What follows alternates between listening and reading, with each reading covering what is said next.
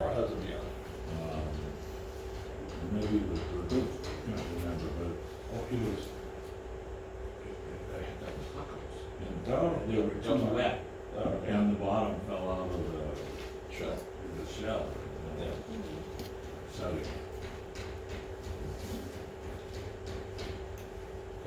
but I mean, flavor and taste. Ready? Good morning, everybody. Hey, Charles. It's been about 18 months since we've done a presentation here. Or the Trader Joe's or. And the reason it's been 18 months is because we were waiting for them to finish the construction on their roof. And apparently they're still working on that. But the planes seem to be in our favor this morning, at least the jets haven't started taking off. But I have a pretty big voice, so you should be able to hear it. If you miss anything, please feel free to raise your hand, ask what I say. But please feel free to ask questions about anything, comments. I don't like those lectures where they say, hold all questions to the end, because I kind of want to know what you guys are thinking about and feeling. We've been doing this for an awful long time, and the financial landscape changes all the time. So what your concerns about and your strategies that you're thinking about are important to us. So please feel free to ask questions. But please also understand we got to stay on schedule with the kitchen. So if we get too bogged down in any one area and we have to move on, I'll call time out and you'll just jot down whatever questions we didn't get to. And when they're bringing the lunch out, we'll come around and we can answer some of the questions then. And if you wouldn't mind silencing your cell phones for me, I would greatly appreciate it. You just silence yourself. I don't mind silence. And then let's make sure you got what you need. Did everybody get a folder? Is there a pen inside? Everybody order their lunch? You got a ticket in front of you? Looks like just about everybody. Okay. And let's see, the pen is next to a little brochure that'll tell you a little bit more about Isaac and I and our businesses. It's also next to a now defunct required minimum distribution schedule since they passed the Secure Act on January 1st. What is the Secure Act? Secure Act is how we get to handle our retirement accounts, our IRAs. Where it used to be when you turn 71 or 70 and a half, you have to start ticking out your distributions. Now you get to wait until you're 72.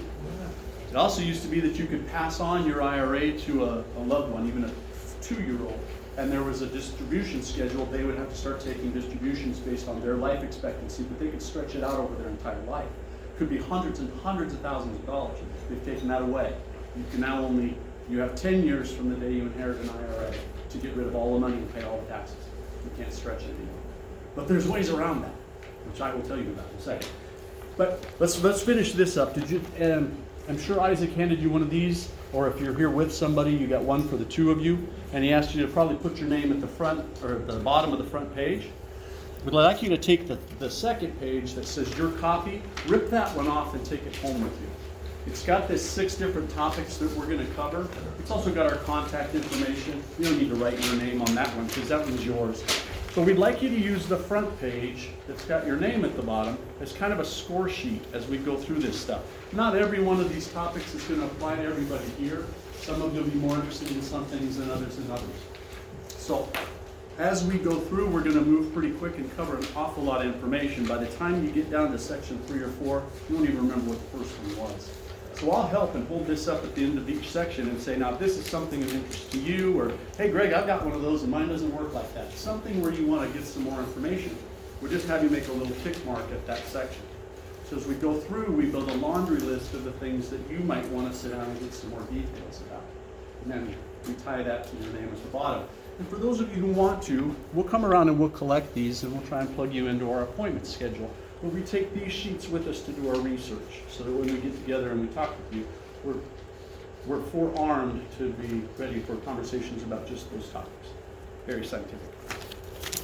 How's the temperature in here? Good. It's okay? Boy, was it chilly this morning.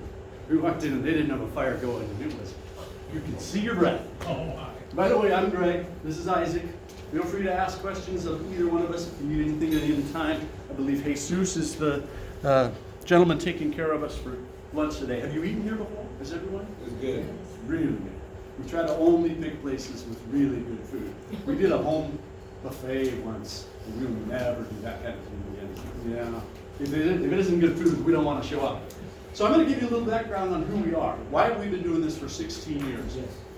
We've yet to find another retirement planner that's been doing this for longer than about 8. The guys that were around back 16 years ago, they didn't weather the storms over the crash of the 2007, 2008, 2009. So I think it's because we do things a little differently. And I'm going to tell you about 6 of the different ways we help people with a primary focus on eliminating taxes. Everything we do has an underlying focus on either getting rid of the tax, reducing the tax, getting tax preferred, or deferring the tax until later. We don't like to pay taxes any more than we have to, any more than anybody else does. You don't even have to cheat. The rules are kind of built in our favor. But then we also hate risk. We saw too many people come to us in 2010 that lost everything in 2008 and 2009. And by then we couldn't help them. Had they listened to us in 2006 and 2007, we could have helped them avoid it. So we try to keep people out of harm's way while also maximizing growth. Because you can go buy a 20-year bond and you won't have any risk. You also won't make any money. And your money will just collect dust for the next 20 years. It's not the way to go. So when we're done with this, we'll come around, we'll pick up those information sheets as they're bringing lunch out. We can answer some more questions then. And if you want to get together, we'll try to put you on our schedule. We can talk in more detail. I like to think of us as retirement planners instead of financial planners. And to me, there's a very, very distinct difference. I like this visual to represent the difference. This is a 2018 hurricane that hit Mexico Beach area of Florida. Wiped out that whole section, most of the houses, except for this one right here. It only lost 3 shingles off the roof. Didn't even break a window. You see that on the news? They only cover it for a couple of days because we're not in Florida. But, well, and then this lucky guy that built right behind it because the wind hit the one in front. And they interviewed this guy on CNN and they asked, why did you build the house so strong? And he said, well, we didn't care what the codes were. We built it to withstand 200-mile-an-hour winds. It was a lot more expensive, but we never wanted to have to rebuild. We love our house, but we never wanted to go through the devastation of losing everything. To me, this is retirement planning, and this is financial planning. And we consider ourselves retirement specialists. It's where we focus. We operate a little bit differently than a lot of the other people who put on these presentations, and it's a big difference. The first one is we only make personalized recommendations. Now that's important because we didn't come preloaded with the one company we represent or the one license or certification we went to a 2-day class and got, and now we're going to give you a really good sales presentation on that one thing and how cool it is. A lot of these types of lunch presentations are built around a specific strategy or a specific product or a specific company, and that person is an employee at that company. We're independent, we don't work for anyone. We recommend just about anything and everything under the sun as long as it's appropriate. We also don't take any of our clients' money. Huge distinction. These advisors, they all take their clients' money in some fashion. They charge a consultation fee, they charge an asset management fee, or in somewhere a brokerage fee or a transaction cost or something. But they dip into their clients' pockets even if their clients are losing money. We don't like that model, and we stopped doing that. When did you give up your securities license? 15 years ago? We still have access to securities, but we want the ability to be able to do all the work we do for our clients without them paying us anything. So the way that we do business is we sit down with you, we pull up that information sheet, and we say, okay, we're going to try and do these 2 things. Well, we'll go back and do our research. Here's 3 or 4 ways we can do that. We recommend the companies to you, and then you pick the ones that you think will work best. They pay us out of their profits from last year a finder's fee. It doesn't come out of your money. So if you had $4 sitting over here and we're not going to move it over here to do something new, it'll still be $4. Not a dime of it ever goes to us. It's an important distinction because most of the people that'll buy you lunch and do these types of presentations don't work that way. They get paid by you whether you lose money or not. Okay, I'm going to go into this tax strategy thing, but it's important that you understand the difference in Isaac and my job, our roles. We both have our own companies. Isaac and his wife Jenny, who I miss terribly since she stopped coming along and doing these roadshows with us. One of the best retirement planners I've ever known. He's the only one in the LA County area that I actually work with. I have one in LA County, one in Orange County, one in Riverside, and now one in San Diego. And I only pick the best. And we've been working together for now 15 years, a long, long time. I'm more of a broker and an analyst. I don't meet with clients one-on-one, face-to-face. My job's to stay in the lab and crunch numbers all day. Isaac's the one that is really good about sitting down with people and helping you find out how to get rid of taxes, avoid risk, and maximize profits. Pass more on to your kids, increase your income, whatever it is your goals are. Isaac's really good about finding those opportunities. Then he calls me, and from my laboratory, I do the number crunching and the research so that we can come back and say, look, here's 3 strategies or 2 that will work. It's because of our role, we can talk to you about anything out there. If I was a lone gun and I just signed up with Jackson National or Washington Mutual or Charles Schwab or somebody and I came to give you a presentation, I wouldn't need this teamwork concept. It's because I can broker anything, anywhere in the country, and he can help do the implementation, that we can talk to you about everything that there is. And we'll show you. So here's a bunch of them. Here's what I'm going to start with. These reduce your tax presentations are becoming more and more popular today. They're everywhere. Well, I had the pleasure of having someone give me theirs. And this is a person in Riverside that does this presentation at Riverside Community College every month on how to reduce your taxes. And this is typical. But I want to show you what's behind the presentation, because it's all designed for you to actually end up paying the presenter managing fees. So watch what happens. Here's my tax presentation. I'm going to go through this really quick. 3 basic topics. The tax rules around life insurance, yep, those are cool. Roth conversions, turn your IRA into regular old money. Okay, there's some advantage to that. And then maximizing Social Security. Cool. All tax topics, all valid. So let's look at the first one. Life insurance. You can put regular old money into life insurance policy and it will grow tax-free every year. If you make 20% in your life insurance policy next year, you'll pay a penny of taxes. So the compounding of that is huge. Over time, that grows like crazy. Whereas your CDs, they earn 2% and you get taxed. And 2% you get taxed. So it's a different world. Awesome. You can also take the money out later on, tax-free. So you get all this tax-free growth, and you can get tax-free income. Sounds great, doesn't it? Guess how long it takes for this to work? 15 to 20 years. How many of you want to wait 15 to 20 years for that income stream to happen while you're tying up the money you're throwing into that account? Anybody? Nope. Not if you're in the retirement phase of life. If you're 30, let's talk. This is a great strategy. So everybody in the room is now thinking, oh, it's too bad, that one doesn't apply to me. But you don't say anything, and you sit quietly and wait for the next topic, thinking there are other people in the room this will work for, because the presenter doesn't tell you it takes 15 to 20 years. She'll say something like, well, when we get together and sit down, we can plan out how this will work for you. Then when you're in the office, you'll find out it doesn't work for you. So it's kind of a bait and switch. Topic 2, Roth conversions. For those of you who aren't familiar with what Roth conversions are, I have this IRA, $400,000, that if I take any money out, I have to pay taxes on every penny of it. Hate that. Well, I could convert it to a Roth IRA if I pay all the taxes. So let's say I'm only in the 25% tax bracket. My 400 grand is now 300 grand because of the taxes. That sucks, right? Okay, but now every penny I earn, tax-free, every penny I take out, tax-free. I've just generated a really good income stream for myself and I've eliminated taxes. Guess how long it takes to make up for the 100 grand I lost?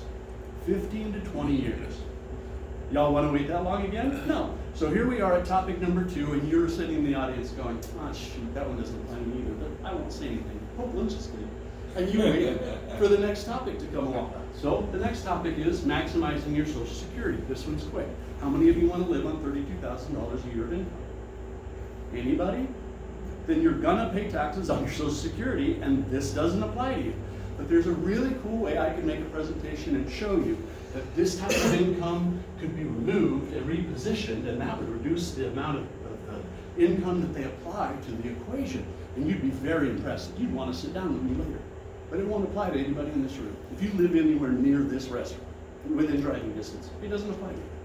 So there you are, 3 for 3, none of them apply to you. But I'm going to give you such a cool presentation, you're going to want to sit down with me at my office so I can trick you into giving you money that I can manage. That's the point. We don't work that way. So now let me show you how to really save money on taxes, focusing on retirement planning, because this other stuff, that's financial. Okay, so here's topic number 1. And here's how we order this, and we change the order of this all the time. We start with, what do we spend most of our time doing? You know, if we go back 15 years, we spent most of our time doing bond and stock balance portfolios. The old, who's that billionaire of Omaha? Warren Buffett. The Warren Buffett model. 30% stocks, 70% bonds, or 40, or whatever you're comfortable with. That's what we used to do. Till the bond market died in 2008. Can't get a 7% 10-year bond anymore. You're lucky if you get a 1.5. So we had to change the model. My point is, this is structured in order of what we do the most of. And I've added a lot of slides, and I'm going to skip most of this stuff. Because you know don't put all your money in your savings account, right? Don't put it on your shoebox either. Don't bury it in your backyard. Put it someplace that's going to grow and give you a decent return. And don't fall for that guy at Wells Fargo that has that desk over there away from the windows that says, come over here and let's talk. Because he'll get you 3% taxable every year. And you'll feel happy because your checking account's only making 1/8%. All right. Short-term stuff like your savings account, no risk, no reward. Long-term stuff, high risk, possibly high reward.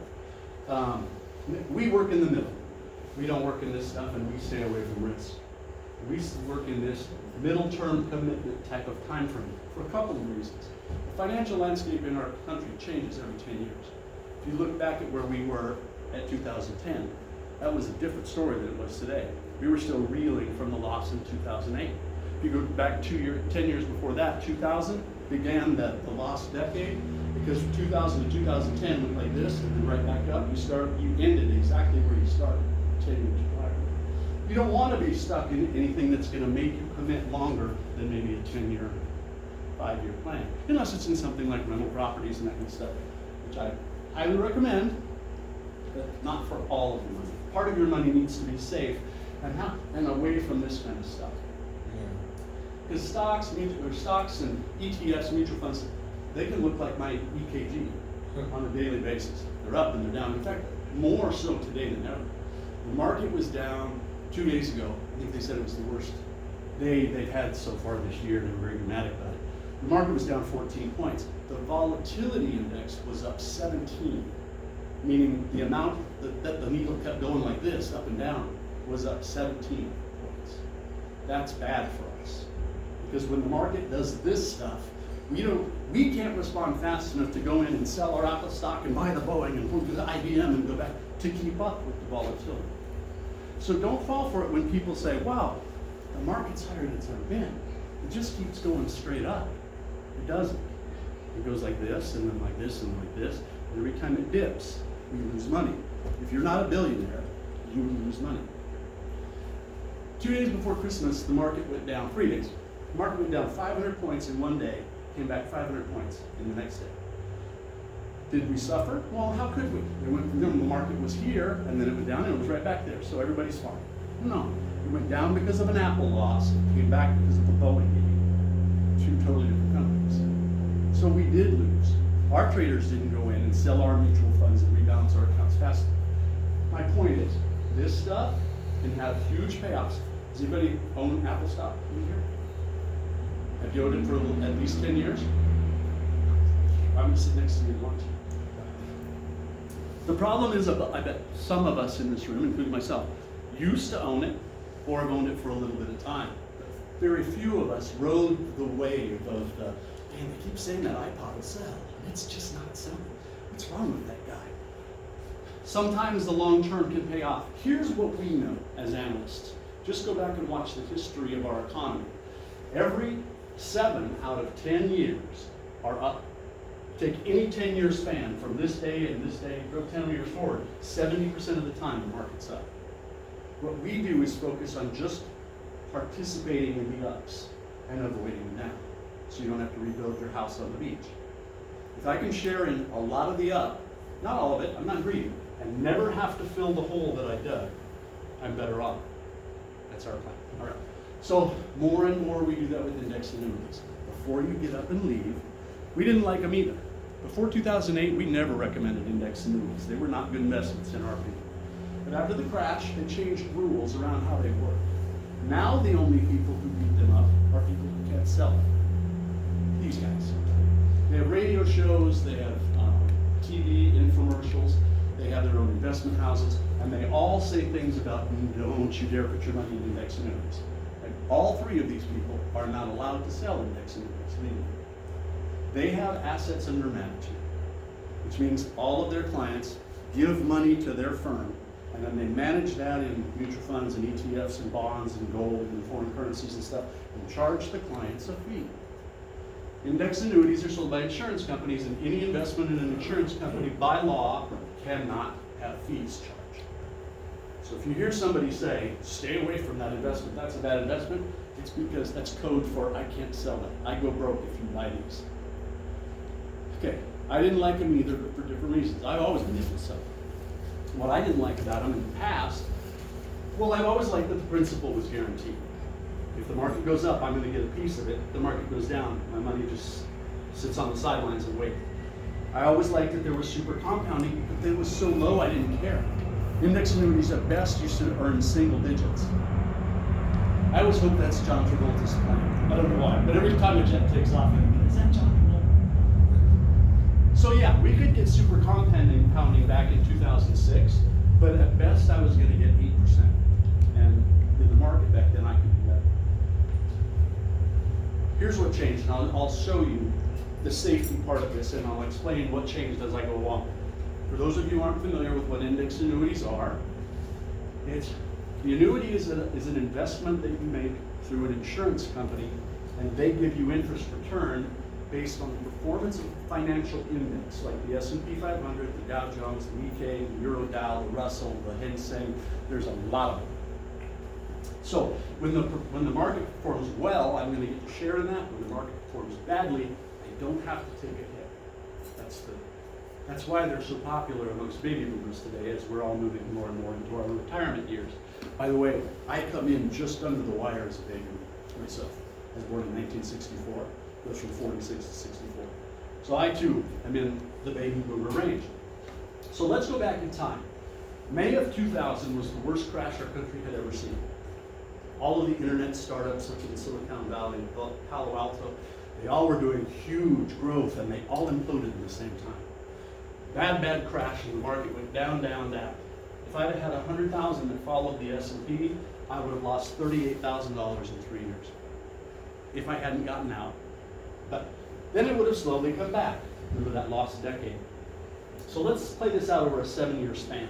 I would have gone from 100,000 back up to 97 in 7 years. If I'd had another 100,000, I'd put into an index annuity, even though I didn't like them back then. And let's say I was lucky enough to pick the best-selling one, and I made 8% of the up years. During the down years, my money wouldn't fall. It just sits on the sidelines and watches as everything else falls apart.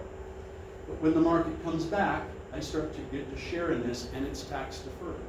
So I get that compounding every year without taking a dip in 1099 in my profits each year. So look how this plays. One of my accounts goes down, comes back up. The index annuity stays flat and then grows. About 8% every time there's an up year. But look at the difference. $37,000 difference, and all I did was hand 2 different checks to 2 different financial institutions and stand back for 7 years. And then the laws on how these work and the rest. Okay, cool. Here was reason number 2 I didn't sell index annuities back then. If I wanted my money in an income stream, I had to annuitize the contract. And they would say, okay, here you go. Greg, here's $1,000 a month for the rest of your life.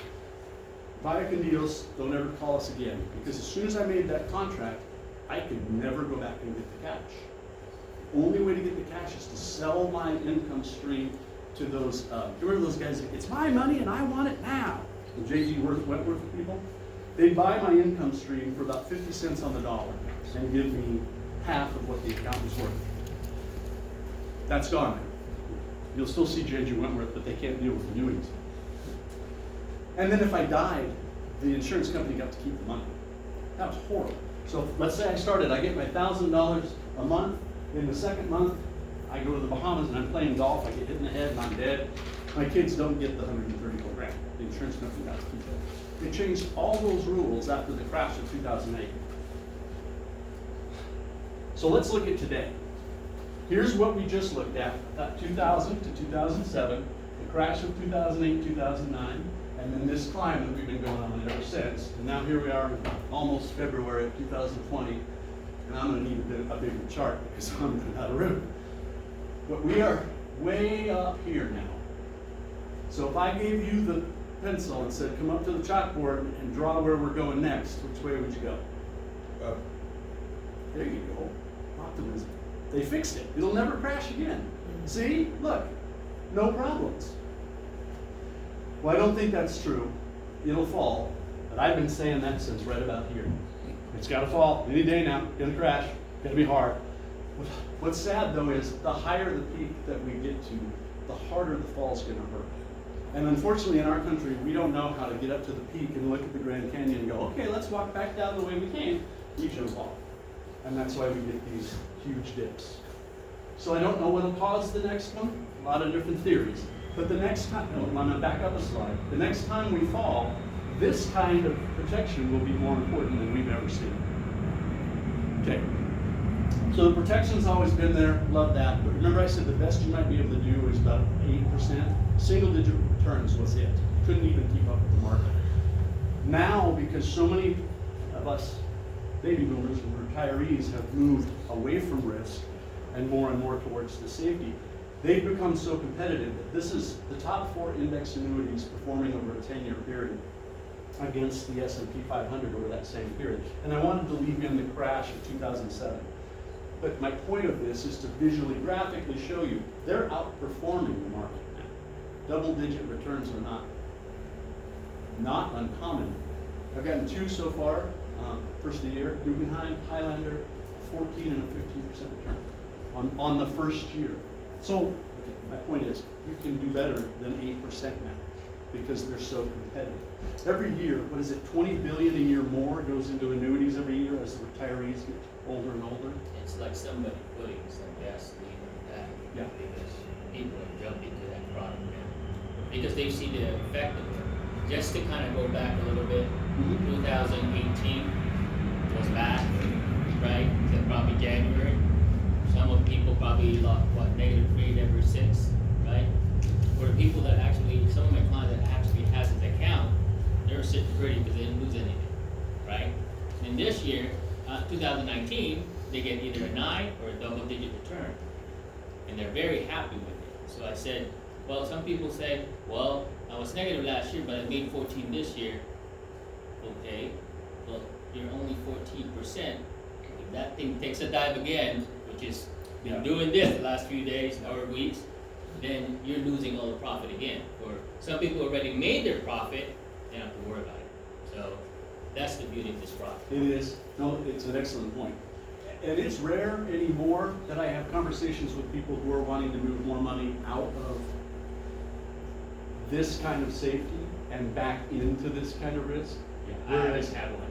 Between 2000 and 2010, well, before the crash of 2008, we had that conversation quite a bit. People would get out of CDs, out of bonds, out of treasuries, and move into Bitcoin and Weight Watchers and Apple stock and oil. And anymore, that's not happening because of the changes. The last change, oh, hey, that's right, I put these in, I forgot. These are actual statements. You can look these insurance companies up. We don't represent these companies, but we can offer any of them. But this one is from Guggenheim. They have that really cool museum in New York City. They also own an insurance company of other things. But this person put $100,000 in. They got a $4,000 bonus. Their account value now is $118,193. If they wanted to walk away today, they could walk away with $103,915 after 1 year. So all these people are like, oh, don't get trapped in an annuity. You can never get out. The surrender fees are killing. It's not actually that way anymore. Used to be. But the point here is it outperformed the market. Plus, you shouldn't be in there anyway if you're planning to get out next year. No, that's a good point. 14.9. That's the problem. This was Most agents would put it in there and they're looking out for their benefits. No, it's a good Come on. point. Yeah, if we said, let's put you into a 7 or 10 year annuity, and you said, I might need that money in 4 years, then we wouldn't do that. We'd do something else. These are long-term retirement investments. I plan to be retired a long time. This just to show you the diversity. This is from a company called Equitrust, one of the best out there. And this person had put 50,000 in. They made 15.32 per walk away. If she wanted to walk today, she could walk away with 53,394 after 1 year. Okay, so the profit went up. The stability The stability was there always, but then the income changed. So before the crash of 2008, the only place you could find a guaranteed lifetime income benefit was on something called a variable annuity. You ever heard of those? Okay. For those of you who haven't, variable annuity is not like what we've been talking about. A variable annuity isn't necessarily even sold by an insurance company typically. You take mutual funds, and if a mutual fund is a bunch of stocks. So here we have stocks. I've got Sony stock, Apple stock, IBM, whatever, Sanyo, and they're all doing okay, but maybe I've got a few that don't perform very well. I'm going to group them together and call them mutual funds. So now if I buy a mutual fund, I own a little bit of each one of those, but I just have to own the mutual fund. 10. Well, what if I have a bunch of companies in there that don't do very well, and nobody's wanting to put their money in there? Well, that's no good. Well, I'll take a few of these different mutual funds that aren't performing well, and I bundle them together, and I call it a variable annuity. Well, why would I want a whole bunch of bad mutual funds? Because up until 2008, it was the only place you could get a guaranteed lifetime income benefit without having to annuitize the contract and give away access to your money forever. So they said in this variable annuity, it doesn't matter if the cash goes to zero, you'll still get X number of dollars, and they tell you right up front how much it would be. Let's say $800 a month for the rest of your life. Well, that's a good bet. And if all those mutual funds start doing pretty good, you could get some gains. Awesome. They typically didn't perform well. They couldn't even keep up with the market. But you could get guaranteed income. So my pension and my rentals and my VA benefits, my alimony, not quite enough. I need a little more guaranteed lifetime income. This was the only option. After the crash, they said, they changed. The Treasury rules and the IRS rules said, we can open this up now and put it on anything. And index annuities was one of them. And that was the game changer for me. When you didn't have to annuitize the contract anymore. So watch real quick how this looks. 2 account values, 1 actual pile of money.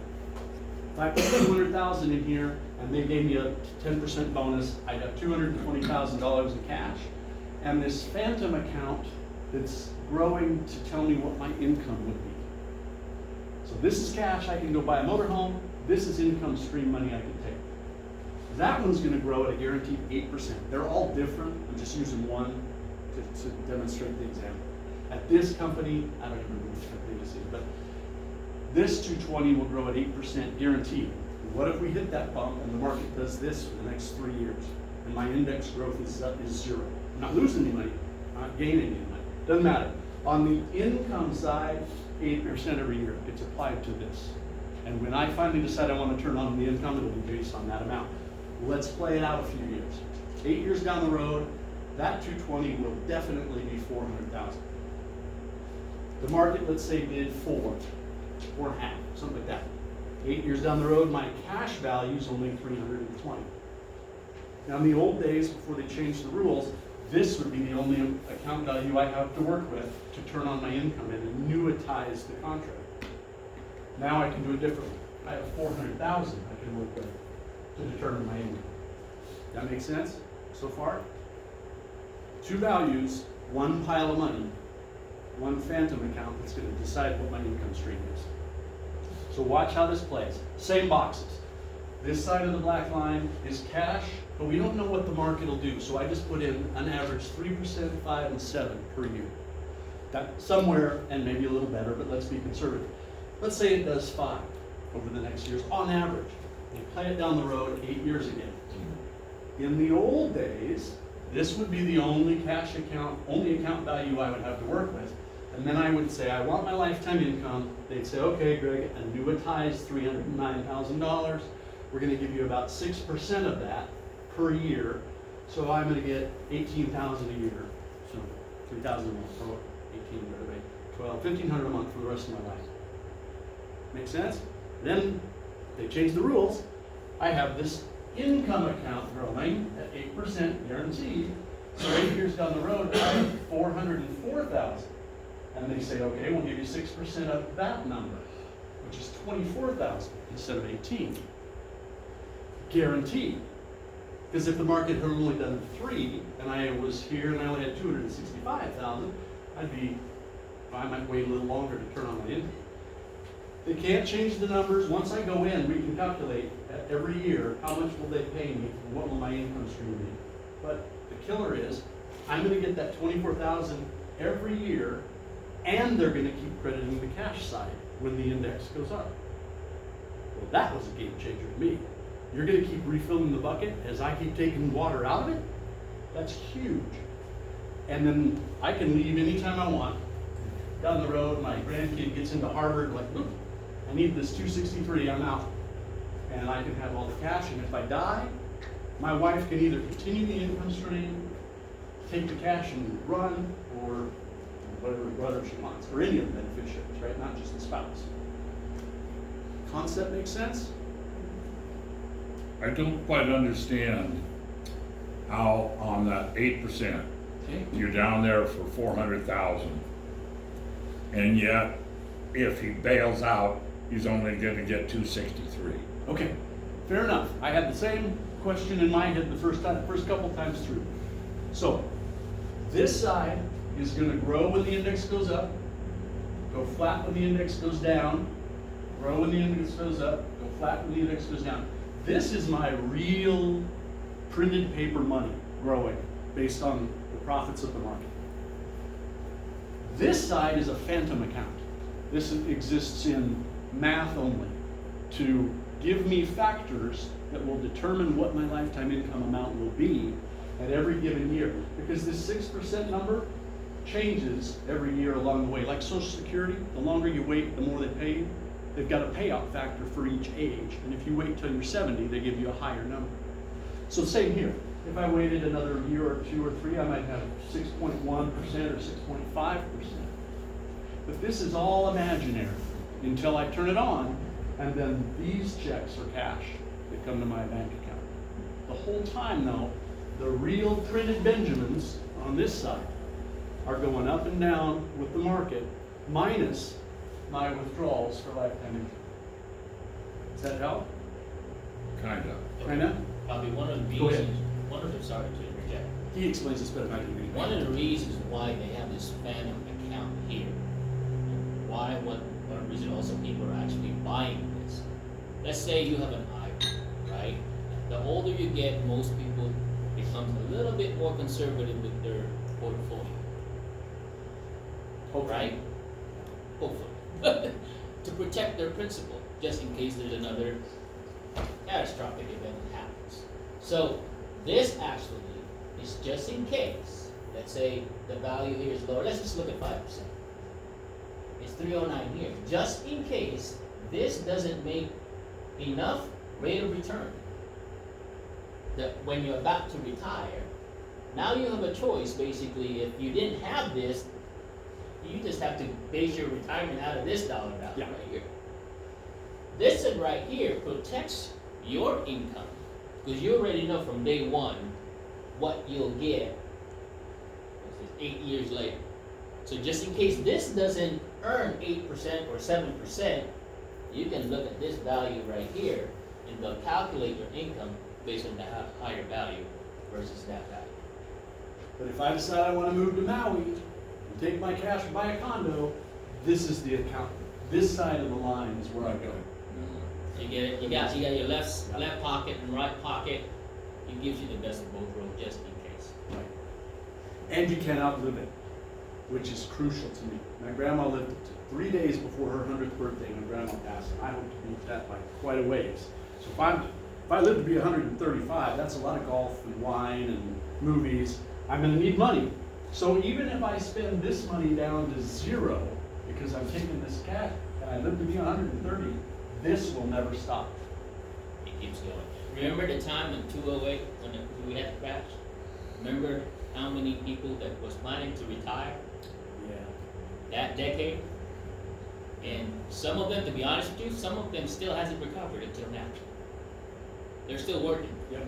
But if you had one of these, I'm not talking about putting all your money here, but I'm saying if you had one of these and you calculated the right amount of money for you to be comfortable when you retire, it doesn't matter if this collapses. You still have this to look at. You still have this account, so you don't have to worry about it. Nothing changed. Your plan is on schedule. That's it. Real quick, anybody need anything while he's here? You guys okay? Right. And please help yourself to coffee and tea. It's over there, self-serve. Any other questions before I move on a little bit? Okay, so, oh, pay no attention. I need to take that slide out. He scares me. So then they added more benefits to it because this started becoming, that change made index annuities more and more attractive to retirees. So they started adding additional benefits. So you'll notice there's an extra column now. What they did about 3 years after they interjected or introduced this lifetime income account value is a few companies said, if you ever need long-term care, we'll double the income amount that you're getting. But you don't have to qualify for it. They don't review your prescription medications or talk to your doctors or look at your hospital background, nothing. It's basically about 8 questions like, have you ever been diagnosed with HIV? Have you had any cancer treatments, medications, or symptoms in the last 3 years? That kind of stuff. You either pass, fail. But the point is, you now can double your income. So let's say, like a lot of our clients, they're in their 60s and 70s. They bought long-term care insurance when they were in their 30s and 40s and they were healthy.